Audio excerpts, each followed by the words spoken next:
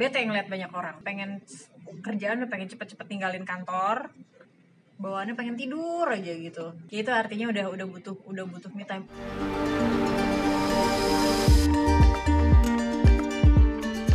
Halo, saya Tadu Tuar, psikolog klinis. Banyak orang yang mengkaitkan self-love itu dengan melakukan aktivitas yang menyenangkan untuk dirinya sendiri. Tetapi self-love itu tidak hanya sebatas itu. Self-love itu jauh lebih luas daripada itu. Self-love itu intinya adalah ketika kita mencintai diri sendiri, yang berarti adalah kita menerima diri kita. Kita menerima tuh kekurangan kelebihan, kita mau memaafkan kalau diri kita berbuat salah, kita mau mengizinkan diri kita untuk punya emosi negatif, kita mau menghargai segala perjuangan kita mau berterima kasih ke diri sendiri, sama persis kalau kita cinta sama seseorang. Tetapi bedanya kita lakukan ke diri sendiri.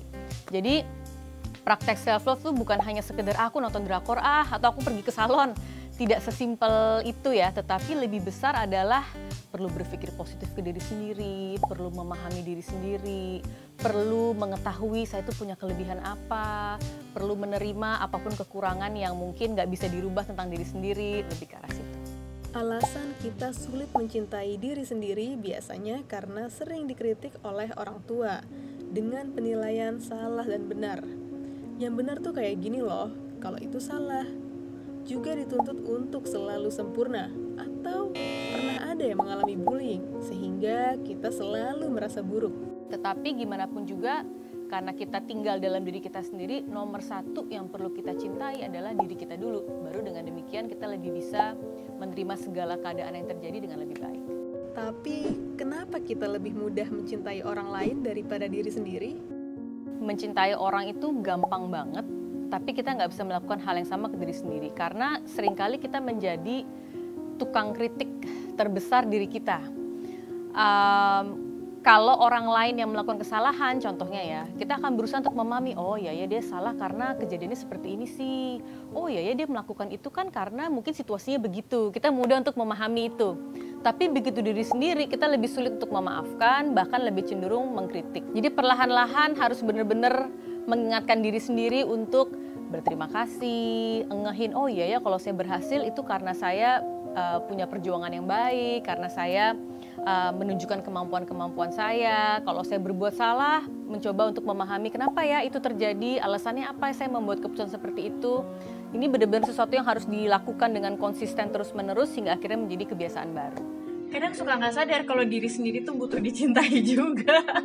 Ya mungkin stres atau mentalnya lagi nggak sehat itu terakumulasi, tapi kita nggak sadar. Ya mungkin itu yang karena kita nggak bisa ngelihat kebutuhan diri kita terhadap seberapa besar lo udah harus memperhatikan diri lo.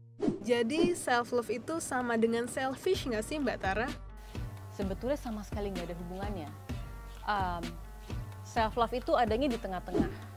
Kita ambil titik ekstrem yang sebelah kanan adalah selfless, di mana dia sama sekali tidak mikirin diri sendiri, malah sangat mikirin orang lain.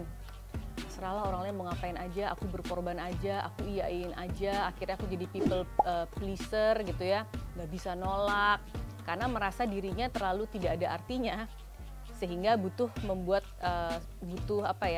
mengorbankan diri buat orang lain supaya merasa berarti. Atau di sisi sebelah sini adalah selfish, di mana orang lain itu nggak penting. Yang penting itu saya harus diutamain. Ini juga bukan self-love, karena baik selfish maupun self-love ini sebetulnya muncul karena kurangnya self-love. Selfish terjadi ketika kita mau mengkompensasikan ketidakpunyaan self-love dengan cara orang harus memberikan segalanya buat saya, dan saya harus mentingin diri saya sendiri. Atau selfless itu terjadi karena saking kita nggak self-love-nya, maka akhirnya jadinya saya harus mentingin orang lain gitu. Sedangkan self-love itu selalu adanya di tengah-tengah. Self-love itu adalah sebuah proses seumur hidup. For the rest of my life, saya bakalan self-love. Gak mungkin. Kenapa? Ya karena hidup kita pasti akan bertemu dengan masalah. Lah kalau hidup kita nggak ada masalah ya mungkin bisa kali kita self love terus menerus. Tapi kita pasti akan bertemu dengan situasi yang nggak menyenangkan. Kita akan ketemu dengan orang-orang yang julid, mungkin meragukan diri kita. Nah, Tugas kita adalah ketika itu sudah mulai ngedrop, kita harus ngehin, oke, saya kayaknya mulai lagi nggak self love lagi nih. Kalau gitu kita terapkan lagi dari awal.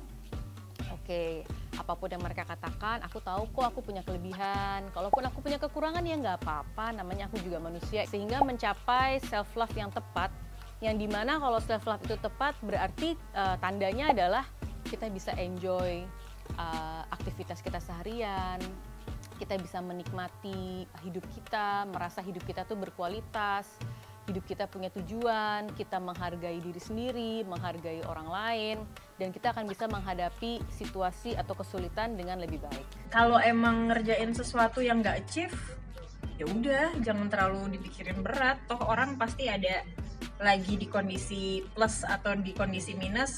Istirahatlah, kasih waktu buat diri sendiri istirahat.